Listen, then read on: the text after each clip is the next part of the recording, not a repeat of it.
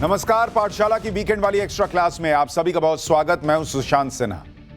आपने एक मुहावरा सुना होगा, चोर चोर मौसेरे भाई। ये लाइनें पाकिस्तान के उस आर्मी चीफ असीम मुनीर और बांग्लादेश के कार्यवाहक प्रधानमंत्री मोहम्मद यूनुस पर 100% ठीक बैठती है बॉस। ये दोनों भले ही आज तक एक दूसरे से मिले नहीं हैं, मगर हिंदू हेट वाले एजेंडे को दम लगाकर हवा देने की कोशिश पूरी कर रहे हैं।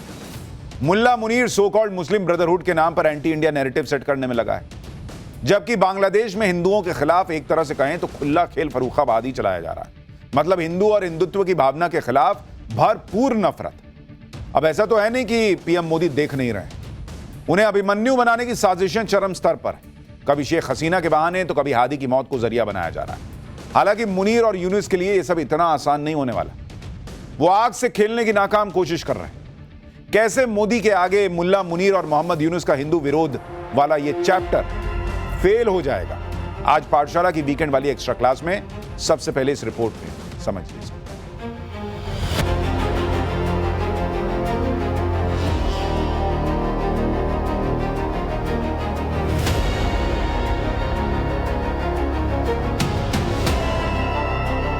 उन्नीस 1971 में दो सिरों में बंटने वाले सुर मिलाने की कोशिश कर रहे हैं। हिंदुओं से नफरत की आग को भड़काने का हर दांव चला जा रहा है।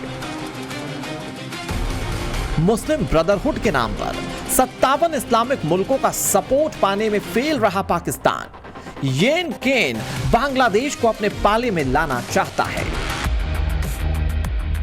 और इसके लिए उसने वही फॉर्मूला अपनाया जिसे सऊदी अरब के साथ समझौते का रूप दिया गया है।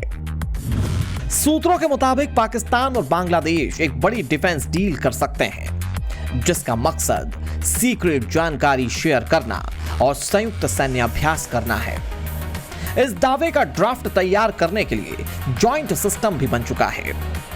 दावा किया जा रहा है कि मुल्ला मुनीर के इस ऑफर में बांग्लादेश का सैन्य नेतृत्व भी दिलचस्पी दिखा रहा है। इसे नेटो स्टाइल वाली संधि बताया जा रहा है, जिसमें एक देश पर अटैक दूसरे देश पर आक्रमण माना जाता है। मोदी विरोध में कांपने वाला असीम मुनीर छिप छिप कर साजिशों को अंजाम दे रहा है। इसीलिए आए दिन पाकिस्तानी फौज के कई अधिकारी बैक टू बैक बांग्लादेश के दौरे कर रहे हैं। कहा तो यह भी जा रहा है कि ढाका में अघोषित तौर पर ऐसा ऑफिस बनाया गया है जिसमें पाकिस्तानी सेना और उसकी खुफिया एजेंसी ISI से जुड़े लोग डेरा जमाए रहते हैं। इस डील के लिए पाकिस्तान जल्दबाजी में है, क्योंकि बांग्लादेश में 2 महीने बाद चुनाव होने हैं। इस दौरान अगर मोहम्मद यूनुस की गद्दी गई या भारत समर्थक नेतृत्व सत्ता में लौटा तो डील ठंडे बस्ते में जा सकती है। मुनीर को यही चिंता सताए जा रही है। वैसे यह पुष्टि नहीं हुई है कि पाकिस्तान और बांग्लादेश के बीच जिस संभावित डील की खबरें सामने आई हैं, उसमें परमाणु सहयोग शामिल होगा या फिर नहीं। मगर बड़ी विडंबना है कि बांग्लादेश के लिए यह इस तरह की पहली संधि हो सकती है, वो भी उस देश के साथ जिसकी फौज ने लाखों बांग्लादेशी नागरिकों का नरसंहार किया था। इस बात से इनकार नहीं किया जा सकता कि बांग्लादेश में इन दिनों जो कुछ चल रहा है उसके पीछे पाकिस्तान का हाथ होने के पूरे चांसेस हैं, क्योंकि षड्यंत्र के सिलेबस की बू तभी से आने लगी थी जब शेख हसीना सरकार का बांग्लादेश में तख्ता पलट हुआ।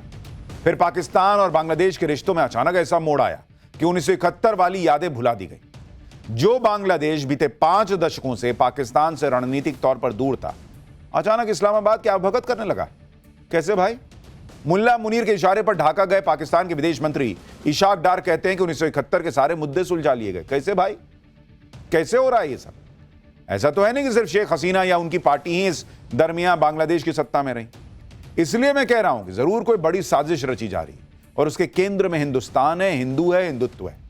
हाल ही में जारी भारत में विदेशी मामलों की एक संसदीय समिति की रिपोर्ट में कहा गया है कि 1971 की जंग के बाद भारत को बांग्लादेश में सबसे बड़े रणनीतिक संकट का सामना करना पड़ रहा है।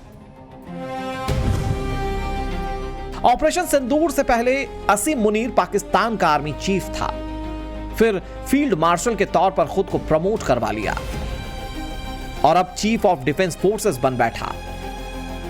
7 महीने के भीतर इतनी तरक्की पाकिस्तानी सेना में किसी जनरल की पहले कभी नहीं हुई थी। एक तरफ मुनीर अपनी कुर्सी को मजबूत करने में जुटा रहा, दूसरी तरफ उसने बांग्लादेश के जरिए अपनी उन हसरतों को विस्तार देना शुरू कर दिया जिसे सो कॉल्ड मुस्लिम ब्रदरहुड वाली थ्योरी नाम देता है। हालांकि उसके इस एजेंडे से भारत का खतरा भी बढ़ गया है। खतरा नंबर 1, हिंदू अल्पसंख्यकों पर हमले बढ़ सकते हैं। खतरा नंबर 2, बांग्लादेश में इस्लामी कट्टरपंथियों को बढ़ावा मिल सकता है। खतरा नंबर 3, भारत में अवैध घुसपैठ सिरदर्द बन सकता है। खतरा नंबर 4, भारत पाकिस्तान के साथ बांग्लादेश की नई जुगलबंदी का डर है। बांग्लादेश में हिंदू युवक दीपू दास की मॉब लिंचिंग हुई और हिंदुओं पर अत्याचार का नया एपिसोड शुरू हो गया। दहशत और बर्बरता के इस चैप्टर ने फिर से सवाल खड़े कर दिए कि आखिर बांग्लादेश में हिंदुओं को टारगेट क्यों किया जा रहा है। यह कोई पहली दफा नहीं है जब कट्टरपंथी जमात को लेकर सुलगते सवाल खड़े हो रहे हैं। संसदीय समिति की रिपोर्ट कहती है अगस्त 2024 से मई 2025 तक 2446 हमले हुए जो कि हिंदू मंदिरों, हिंदुओं के घर और दुकानों को टारगेट करके किए जाने से जुड़े हैं। शेख हसीना का आरोप है कि यह सब कुछ मोहम्मद यूनुस के इशारे पर हो रहा है, जो पहले भी बांग्लादेश में अल्पसंख्यक हिंदुओं को सुरक्षा ना दे पाने के मसले पर माफी मांग चुके हैं।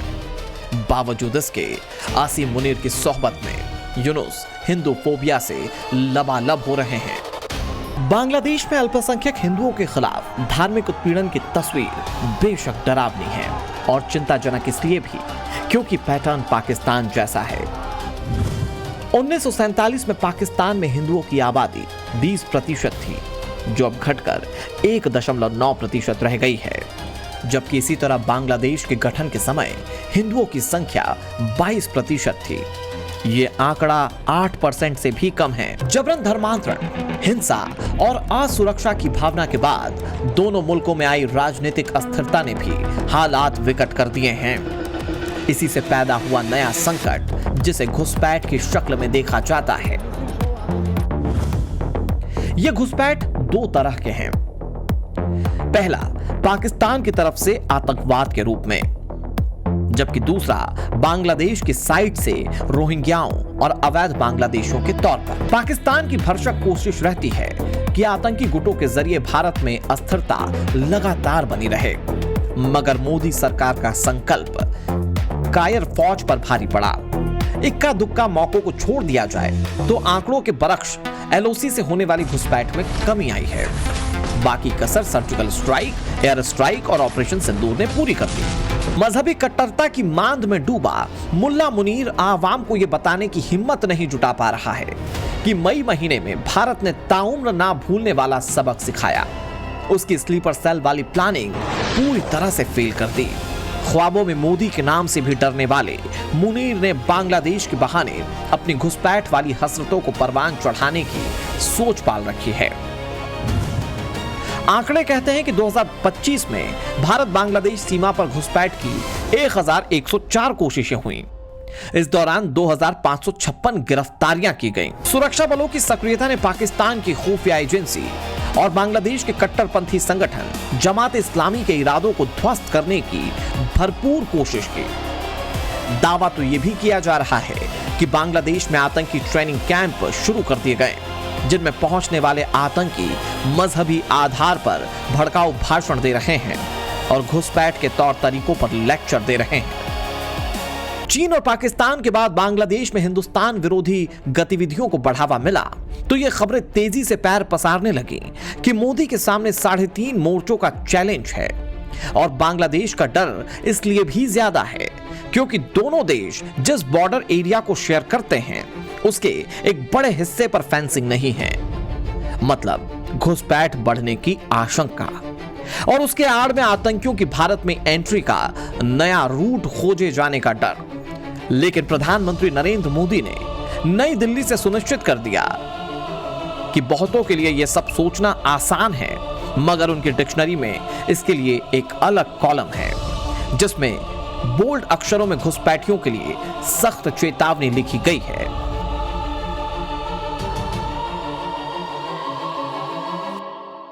आप जो चुनौती लेकर के मैदान में आए ना, मैं सुना तान करके उस चुनौती को स्वीकार करता हूं। और लिख लो, मैं देखता हूं घुसपैठियों को बचाने में तुम कितनी ताकत लगाते हो और घुसपैठियों को हटाने में हम कैसे अपना जीवन लगा देते हैं। हो जाए मुकाबला। घुसपैठियों को बचाने के लिए निकले हुए लोगों को भुगतना पड़ेगा। मेरे शब्द सुन के रखो, ये देश उनको माफ नहीं करेगा। मोदी की इस आवाज को पश्चिम बंगाल से लेकर बांग्लादेश तक सुना गया, मगर एक फैक्ट यह भी है कि मुनीर के बहकावे में आकर मोहम्मद यूनुस उन संबंधों को प्रभावित करने में लगे हैं जिन पर भारत और बांग्लादेश की 2 दशकों की अथक राजनीतिक मेहनत है, और इन बिगड़ते रिश्तों के बीच अपनी रोटियां सेकना चाहता है चीन। दूसरे विश्व युद्ध के एयरबेस लाल मोनिर हाट को शुरू करने के लिए चीन बांग्लादेश की मदद कर रहा है। यह एयरबेस भारत से मात्र 20 किलोमीटर की दूरी पर है। इसके अलावा मोंगला पोर्ट को लेकर मार्च 2025 में एक डील बांग्लादेश के साथ की गई है। इसके लिए चीन $370 मिलियन का निवेश करेगा। त्रिपुरा से महज 72 किलोमीटर दूर चटगांव पोर्ट के बहाने चीन की नजर नॉर्थ ईस्ट पर है। चीन यहां सबमरीन, सर्विलांस और रिसर्च वेसल के लिए इंफ्रास्ट्रक्चर बनाने की जुगत में है कि भारत की घेराबंदी के लिए पाकिस्तान ने सैन्य सहयोग भी दिया है, और इसी मकसद के साथ पाकिस्तानी युद्धपोत PNS सैफ 1971 की जंग के बाद पहली बार चटगांव पोर्ट पहुंचा था। बांग्लादेश में कट्टरपंथियों की फौज तैयार करके मोहम्मद यूनुस और पाकिस्तानी मुनीर की नजर भारत के चिकन स्नैक पर है। चिकन स्नैक के बारे में हम आपको पाठशाला में पहले बता चुके हैं कि चिकन स्नैक को सिलीगुड़ी कॉरिडोर भी कहा जाता है, और यह कॉरिडोर सिर्फ 22 किलोमीटर ही चौड़ा है। इस कॉरिडोर में बिहार का कुछ हिस्सा आता है, पश्चिम बंगाल का कुछ हिस्सा आता है। यह कॉरिडोर भारत के 8 उत्तर पूर्वी राज्यों को देश के बाकी हिस्सों से जोड़ने वाला एकमात्र रास्ता है। इसलिए रास्ता भारत की संप्रभुता और सामरिक दृष्टि से बहुत इंपॉर्टेंट है। अगर इस कॉरिडोर पर अटैक हो जाए तो भारत के बाकी हिस्सों का नॉर्थ ईस्ट का जो कनेक्शन है वो कटने का खतरा सीधे सीधे रहता है। भारत के चिकन स्नैक के एक साइड में नेपाल है, दूसरे साइड में बांग्लादेश है और एक साइड में भूटान है। इसके वेस्ट में नेपाल है, नॉर्थ में भूटान है और साउथ में बांग्लादेश है। सिलीगुड़ी कॉरिडोर के आसपास करीब 80 छोटे टाउन और गांव हैं। इसका कुछ हिस्सा बिहार के किशनगंज में भी आता है और कुछ हिस्सा पश्चिम बंगाल के दार्जिलिंग, उत्तरी दिनाजपुर, जलपाईगुड़ी, अलीपुर द्वार और कूच बिहार में आता है। कि हिंदू हेट की पराकाष्ठा लिखी जा रही है, उसे प्रधानमंत्री नरेंद्र मोदी दिल्ली में बैठकर देख रहे हैं, बकायदा स्टडी भी कर रहे हैं। मोदी भले ही आधिकारिक रूप से बयान नहीं दे रहे, मगर इग्नोर भी नहीं कर रहे। भारत ने बांग्लादेश के उच्चायुक्त रियाज हमीदुल्लाह को एक हफ्ते में 2 बार तलब किया। भारत विदेश मंत्रालय ने बांग्लादेश में अल्पसंख्यकों पर हो रहे हमले पर चिंता जताई और उस फेक नैरेटिव को खारिज कर दिया जिसमें हादी के हत्यारे के भारत भागने की बात कही गई।